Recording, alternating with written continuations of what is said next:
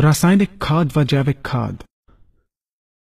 द्वितीय विश्व युद्ध के बाद पश्चिमी देशों के हथियार और विषाक्त रसायन बनाने वाले कारखाने बंद होने के कगार पर पहुंच गए थे, जिसके कारण पश्चिमी देशों को काफी आर्थिक नुकसान हो रहा था।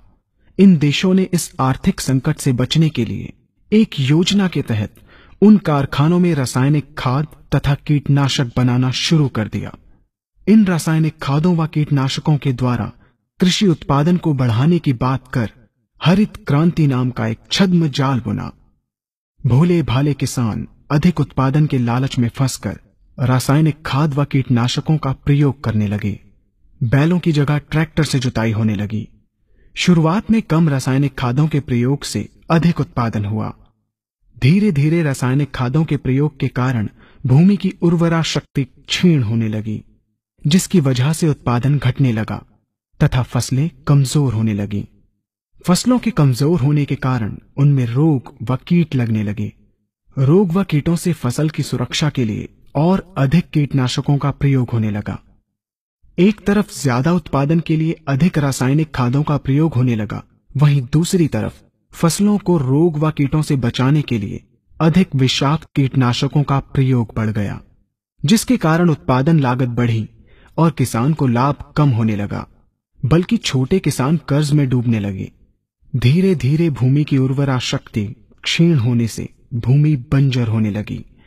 रासायनिक खाद व कीटनाशकों के कारण खाद्यान्न भी विषाक्त हो गए तथा जलवायु भी प्रदूषित हो गई, जिसके कारण मानव पशु पक्षियों के स्वास्थ्य पर प्रतिकूल प्रभाव पड़ा, जिसका परिणाम आपके सामने है। मानव स्वास्थ्य पर रासायनिक खादों के पड़ने वाले प्रभाव को आप ऐसे समझें। जब किसान फसल में रासायनिक खाद डालता है तो रासायनिक खाद में उपस्थित विषाक्त रसायन जल में घुलकर सबसे पहले जल को प्रदूषित कर भूमि के अंदर उपस्थित केचुए व सूक्ष्म जीवाणुओं को मार देता है। ये बात सभी किसान अच्छी तरह से जानते हैं कि केचुए व अन्य सूक्ष्म जीवाणु भूमि की उर्वरा शक्ति को बढ़ाने के लिए अति आवश्यक होते हैं। विषाक्त रसायन के कारण इनकी मृत्यु हो जाने से भूमि की उर्वरा शक्ति नष्ट हो जाती है तथा भूमि कठोर होकर बंजर होने लगती है। रासायनिक खादों के विषाक्त रसायन पानी के माध्यम से अन्य खनिजों के साथ फसल के अंदर पहुंचकर फसलों को विषाक्त बना देते हैं। बाद में जब खाद्यान्न के रूप में मनुष्य या अन्य पशु इन्हें खाते हैं तो ये विषाक्त रसायन मानव स्वास्थ्य पर बहुत ही बुरा प्रभाव डालते हैं तथा मनुष्य के अंदर तरह तरह के रोग उत्पन्न करते हैं। जब हम जैविक खाद का प्रयोग भूमि पर करते हैं तो जैविक खाद पानी में मिलकर पानी को प्रदूषित नहीं करती।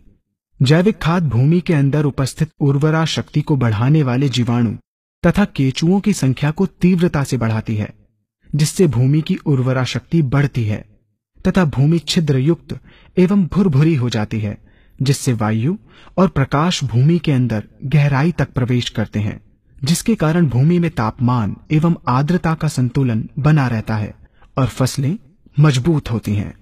जैविक खाद में विद्यमान तत्व खाद्यान्न के माध्यम से मानव व पशु पक्षियों के शरीर में पहुंचकर स्वास्थ्य लाभ पहुंचाते हैं।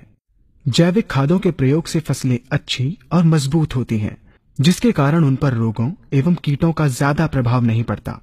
यदि किसी प्राकृतिक कारणवश कीटों व रोगों का प्रभाव अगर पड़ता भी है तो गौमूत्र एवं औषधीय वनस्पतियों के घोल के छिड़काव करने से फसलों को रोग एवं कीटों से बचाया जा सकता है। गौमूत्र एवं अन्य प्राकृतिक औषधियों के मिश्रण के छिड़काव से फसलों का कम लागत में बचाव हो जाता है तथा वातावरण पर भी कोई दुष्प्रभाव नहीं पड़ता। यहाँ हम आपको तालिकाबद्ध तरीके से दोनों